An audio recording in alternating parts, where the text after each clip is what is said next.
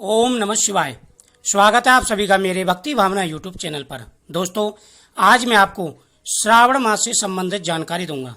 श्रावण मास में पुत्र प्राप्ति के लिए आप क्या कर सकते हैं, साथ ही श्रावण मास में आपको कौन से ऐसे कार्य हैं जो नहीं करने चाहिए। देखो, श्रावण मास में हम पुत्र धन प्राप्ति के लिए भगवान शिव की आराधना करते हैं और भगवान शिव हमारी मनोकामना पूरी करते हैं।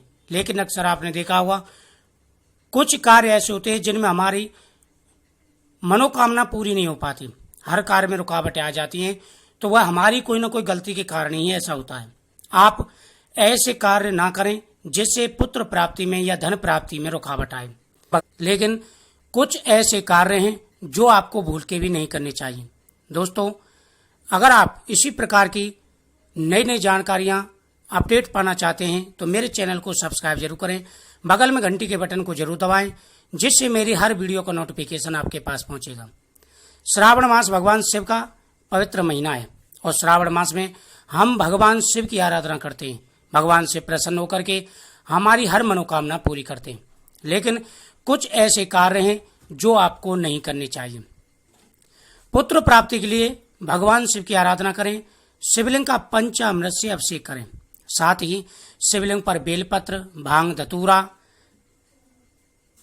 साथ ही आप नारियल, फल, फूलमाला आदि अर्पण करें और साथ ही आप शिवलिंग पर गेहूं भी अर्पण करें। इससे पुत्र प्राप्ति के योग बन जाते हैं। प्रत्येक दंपति का यही स्वप्न होता है कि उनकी फैमिली पूरी हो, पुत्र पुत्री धन सब कुछ उनके पास हो। तो आपको अगर ये सब चाहिए तो आप ये गलती बिल्कुल ना करें। देखो, सोमवार शुरू होते ही आप प्रतिदिन भगवान शिव का अभिषेक करें, साथ ही आप मंदिर में जाकर के अभिषेक कर सकते हैं या घर पर भी आप अभिषेक कर सकते हैं। आप सोमवार के व्रत भी रख सकते हैं और अपनी मनोकामना के लिए कुछ चीजें उनका प्रयोग भी कर सकते हैं, जैसे नारियल है, शिवलिंग का बीज है, इनका प्रयोग कर सकते हैं। और साथ ही कुछ नियम आपको धारण करने होंगे, ये गलती आपको भूल से भी नहीं करनी। देखो, श्रावण मास का जो महीना होता है ये इसमें बिल्कुल सात्विक रहना चाहिए। सबसे पहले बात का ध्यान रखें कि श्रावण मास में कभी किसी से गलत नहीं बोलना है, आपको किसी से लड़ाई झगड़ा नहीं करना है, किसी का अपमान नहीं करना है और खासकर माता पिता और बुजुर्ग, गुरु, ब्राह्मण, गौ, इनका आपको बिल्कुल भी अपमान नहीं करना है। आप पहले दिन से ही प्रतिदिन तांबे के लोटे में गंगाजल, दूध और उसमें थोड़ी सी भस्मी डाल करके, एक बेलपत्र डाल करके प्रतिदिन भगवान शिव का अभिषेक करना प्रारंभ कर दें। साथ ही सावन के प्रतिदिन यानी रोज आप गौ माता की सेवा करें। गौ माता की पूजा का विशेष महत्व है। भगवान शिव की पूजा के बाद में फिर आप गौ माता के मस्तक पर हाथ रख करके अपनी मनोकामना बोलें। फिर गौ माता को आप रोटी और गुड़ जरूर खिलाएं। प्रतिदिन का नियम बना लें और आपको करना है। अब आप ध्यान दें कि आपको क्या क्या कार्य नहीं करने, वो भी ध्यान से सुनो। देखो, सबसे पहला है कि श्रावण मास में भगवान शिव की आराधना करें तो आपको जितना हो सके उतना पूरे श्रावण के मास में लड़ाई झगड़ा नहीं करना है। आपस में पति पत्नी को आपस में अपशब्द नहीं बोलने हैं, लड़ाई झगड़ा बिल्कुल भी नहीं करना है। देखो, क्या होता है कि आप एक तो व्रत रखा है आपने और इधर आप प्रतिदिन छोटी छोटी बातों पर लड़ाई झगड़ा करेंगे तो भगवान की तरफ आपका ध्यान नहीं रहेगा, पूजा पाठ में ध्यान नहीं रहेगा और फिर आपकी मनोकामना में रुकावटें आ सकती हैं। इसलिए तामसिक बिल्कुल नहीं बनना है, अपने अंदर क्रोध नहीं लाना है। आप भगवान शिव की आराधना बिल्कुल सात्विक तरीके से करेंगे, लड़ाई झगड़ा बिल्कुल बंद कर देंगे। दूसरी बात है कि पूरे श्रावण के महीने में आप बैंगन का प्रयोग नहीं करेंगे। तो बैंगन का प्रयोग सावन मास में वर्जित माना जाता है। इस बात का विशेष रूप से आप ध्यान रखेंगे, सब्जियों में बैंगन का प्रयोग आपको नहीं करना है। इस चीज का आपको विशेष रूप से ध्यान रखना है। अगली जो चीज है इसका भी आपको विशेष रूप से ध्यान रखना है कि भगवान पर जो चीज चढ़ाएं, जो फल चढ़ाएं, पदार्थ, वो बिल्कुल शुद्ध होने चाहिए, साथ और ताजा होने चाहिए।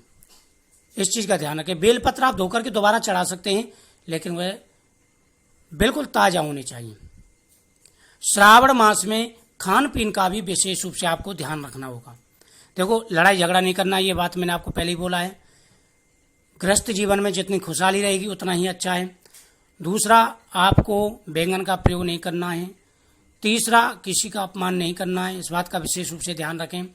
और आपको विशेष रूप से ये भी ध्यान रखना होगा कि श्रावण मास में मीट, मांस, शराब, लहसुन, इन चीज़ों का प्रयोग नहीं करना है।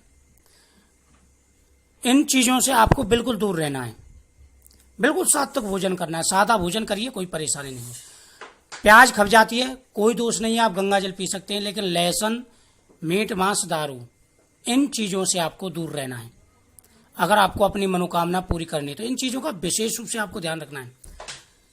इन चीज़ों का आप ध्यान रखेंगे तो आपकी मनोकामना जरूर पूरी होगी। प्रतिदिन आपको पंचामृत से अभिषेक करना है भगवान शिव जी का। पंचामृत में आपको गाय का दूध, घी, शक्कर और गंगा जल, दही, ये चीज़ें जरूर रखें और ये एक लोटे में डाल करके आप शिव जी का अभिषेक करें। फिर उसके बाद में सारी चीज़ें शिव जी पर अर्पण करें। प्रतिदिन पीपल वृक्ष और बड़ वृक्ष, पीपल वृक्ष और बड़ वृक्ष के नीचे आपको दीपक जलाना है। साथ ही आप कच्चा सूत भी लपेट सकते हैं अपनी मनोकामना बोल करके। विशेष महत्व तो माना जाता है। रविवार को हाथ न लगाएं पीपल से, बाकी और दिन हाथ लगा सकते हैं, स्पर्श कर सकते हैं। श्रावण मास में स्नान के समय गंगा स्नान का विशेष महत्व है।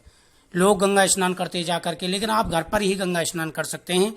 स्नान के जल में थोड़ा सा गंगा जल और साथ में 1 चम्मच दूध स्नान के पानी में डाल करके आप जरूर स्नान करें।